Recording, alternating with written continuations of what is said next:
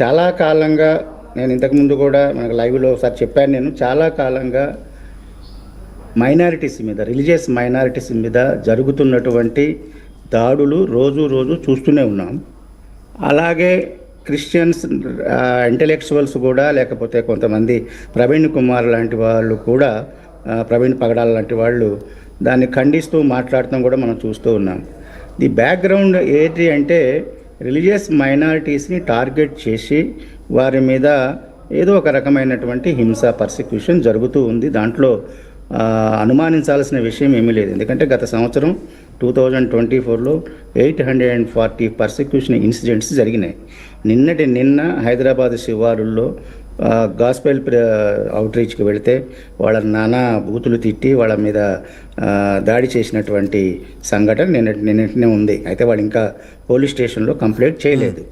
ఇవన్నీ జరుగుతున్నాయి. అయితే ఈ భయాందోళన మధ్య పైగా ప్రవీణ్ పగడాల గారికి ఏదో ప్రాణహాని ఉందని చెప్పేసి అనుమానిస్తూ కొందరు హెచ్చరికలు చేసినటువంటి సందర్భంగా అక్కడ గుమిగూడినటువంటి అనేక మంది ఆయన ఫాలోవర్స్ అనవండి, లేదా అభిమానులు అనివ్వండి, లేకపోతే ఇంకో రకమైనటువంటి అంటే ఇలాంటి అనుమానాలను రేకెత్తించి సందేహాన్ని కలగజేసేటటువంటి మనుషులనివ్వండి, మనం ఏదైనా అనుకోవచ్చు. ఇప్పుడు అందరూ అన్ని రకాల ఆ గుంపులో ఉండుంటారు. అందరూ కలిసి చేసి ఇది యాక్సిడెంట్ అవ్వటానికి వీలు లేదు, యాక్సిడెంట్ కాదు, ఇక్కడ హత్యే అని చెప్పేసి ఎవరో మొదట్లో స్టార్ట్ చేస్తే దాన్నే పట్టుకుని అందరూ జరుగుతున్నటువంటి పరిణామాల దృష్ట్యా అనుమానించి ఉండవచ్చు, దాంట్లో డౌట్ లేదు. అయితే కొంతమంది ఇదే పనిగా వాళ్ళేదో చూసినట్టుగా, హాలీవుడ్ సినిమాల్లో కనుక చూసినట్లుగా ఒక పెద్ద చిత్రీకరణ చేసి, వీడియోలు చేసి, ఒక పెద్ద ఇదంతా అల్లి యూట్యూబుల్లోనూ లేకపోతే ఈ సోషల్ మీడియా మాధ్యమంలోనూ చాలా వరకు వాళ్ళు చేసినటువంటి ప్రచారం చాలా చింతనీయమైంది. అది ఎవరైనా సరే, క్రైస్తవులైనా అయి ఉండొచ్చు, హిందువులైనా అయి ఉండవచ్చు, ఇంకొక జాతి వారైనా అయి ఉండొచ్చు, ఆధారరహితమైనటువంటి ఆరోపణలు చేస్తూ, వ్యక్తిగత ఆరోపణలు చేస్తూ, లేకపోతే కొన్ని సంఘాల మీదనో లేకపోతే కొన్ని మతాల మీదనో అది ఆ రకమైన ఆరోపణలు ఎలాంటి ఆధారాలు లేకుండా చేయటం అనేది తప్పకుండా మనం దాన్ని ఖండించాల్సిందే. నేను మాత్రం ఖండిస్తూ ఉన్నాను. దీంట్లో చాలామంది క్రైస్తవులు బాధ్యత రహితంగా చాలామంది కొంతమంది యూట్యూబర్స్ కానివ్వండి, వీళ్ళందరూ కూడా బాధ్యత రహితంగా ప్రతిక్రియను వ్యక్తం చేశారు. దాన్ని కూడా ఖండించాల్సిందే. అలాగే అదేదో మీరు అంటే ఒక టీవీ వాళ్ళు లేదా మీరే ఉండొచ్చు, ఇంకొకళ్ళు ఆ వైన్ షాపులో వైన్ కొన్నారన్నటువంటి ఆ వీడియోని బయట పెట్టగానే ఇదేదో క్రైస్తవులందరూ కూడా దేశద్రోహులు, వాళ్ళేదో తీవ్రవాదులు, అది చేశారు ఇది చేశారని చెప్పేసి కొంతమంది వీడియోలు చేసి మన హిందూ సహోదరులు చేయటం కూడా ఒక విధంగా ఇటుపక్క అనవసరమైన సందేహాలను ఉత్పన్నం చేయడానికి దోహదం చేసింది అనుకోవటానికి కూడా ఆస్కారం ఉంది. ఏది ఏమైనా మనం చెప్పాల్సింది ఏంటంటే, పోలీసు వారు ఇప్పుడు కంప్లీట్గా ఇన్వెస్టిగేషన్ చేశారు.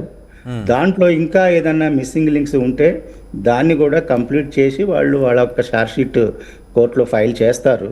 కోర్టులో ఫైల్ చేసినప్పుడు ఎవరికైనా ఏదైనా డౌట్స్ ఉంటే మనం లాయర్లను పెట్టుకొని దాన్ని ఖండించవచ్చు. ఏదైనా కానీ సహేతుకంగా లీగల్గా వెళ్ళాలి తప్పితే అనవసరమైనటువంటి ఆరోపణలు చేస్తూ ఆధారాలు లేని ఆరోపణలు, అది కూడా వ్యక్తిగతంగానో సంఘాల మీదనో లేకపోతే ఒక మతం మీదనో చేయటం అనేది.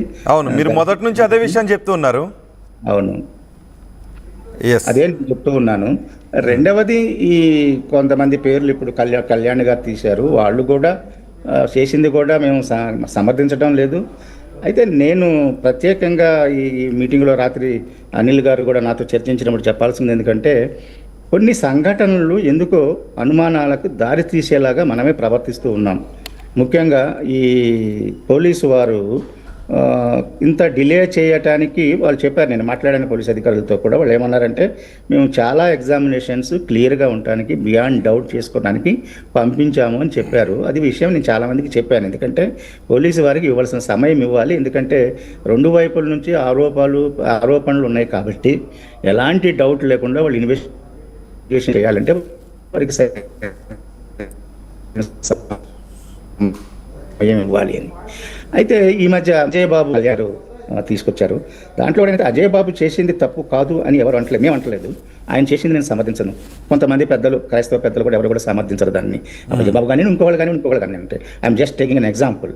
ఎందుకంటే ఎలాంటి ఆధారాలు లేకుండా ఒక ఎమోషనల్గా ఏది పడితే అది ఆరోపణలు చేసి మాట్లాడటం అనేది ఒక నిజమైనటువంటి క్రైస్తవునిగా లేకపోతే క్రైస్తవ సేవకునిగా చేయవలసిన పని కాదు. అది మేము తప్పకుండా ఒప్పుకుంటాం. అయితే నేను ఇంకొక విషయాన్ని కూడా ఈ మీ టీవీ ద్వారా ప్రజలకు తెలియజేయాల్సింది ఎందుకంటే ఆయన్ని అరెస్ట్ చేసినటువంటి తీరు తీసుకొని వచ్చి ఎవరి ఇంట్లో కూడా చెప్పకుండా అర్ధరాత్రి పూట అంటే రాత్రి పూట తీసుకోవటం, హైదరాబాద్ నుంచి పోలీసులు వెళ్ళి ఆ తర్వాత ఆయనకు బెయిల్ రాయకుండా 5-6 కేసులు బుక్ చేసి అతని మీద పెట్టడం. సో ఇదంతా చూస్తూ ఉంటే ఏంటి ఇది ఏం జరుగుతుంది అసలు? ఈ కాన్స్టిట్యూషన్లో ప్రొవైడ్ చేసినటువంటి ప్రజలకు ఇచ్చినటువంటి మానవ హక్కులు లేదా ప్రాథమిక హక్కులు వీటన్నిటికీ ఈ రకంగా పోలీసు వాళ్ళే భంగం చేయొచ్చా? సుప్రీంకోర్టు డైరెక్షన్స్ క్లియర్గా ఉన్నాయి ఎలాంటి వాళ్ళని అరెస్ట్ చేయాలి, ఎలాంటి వాళ్ళని అరెస్ట్ చేయకూడదని. అంటే ఆ సమయంలో సమాజంలో కొన్ని అశాంతిని కలగజేసే విధంగా అంటే బాధ్యత కలిగిన స్థానంలో ఉండి అక్కడ వాస్తవాలేంటో తెలుసుకోగలిగి ఇన్వెస్టిగేషన్ మీద చట్టాల మీద అవగాహన ఉన్నటువంటి మనుషులు కూడా ఆ లైన్ దాటి ప్రవర్తించేటప్పుడు మిగిలిన వాళ్ళు భావోద్వేగంలో వేరే వ్యాఖ్యలో వేరే యాక్షన్స్కో పాల్పడే అవకాశం ఉంటుంది. సో అలాంటి వాళ్ళకి నోటీసులు పంపించడం కరెక్ట్ కాదంటారా? కరెక్టే దాన్ని నేను ఖండించట్లేదు.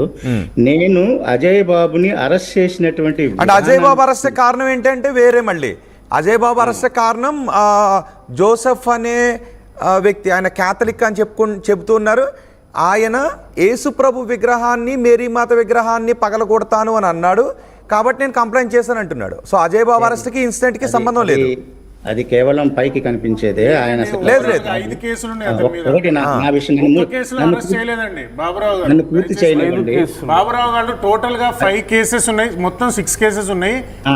రిమాండ్ రిపోర్ట్ లో 5 కేసెస్ పెట్టారు.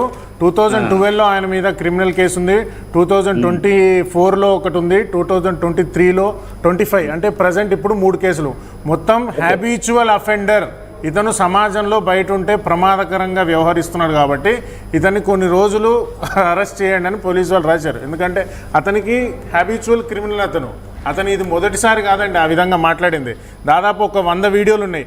భారతదేశాన్ని 2 ముక్కలు చేయాలి, ఉత్తర భారతదేశం చేయాలి, దక్షిణ భారతదేశంగా చేయాలి అని అజయ్ కుమార్ తన యూట్యూబ్ ఛానల్లో పెట్టినటువంటి వీడియోలు కూడా ఉన్నాయి. నేను అవన్నీ తీసుకెళ్లి పోలీసు వాళ్ళకు 2024 మార్చిలో కూడా కంప్లైంట్ చేసిన సందర్భం కూడా ఉంది.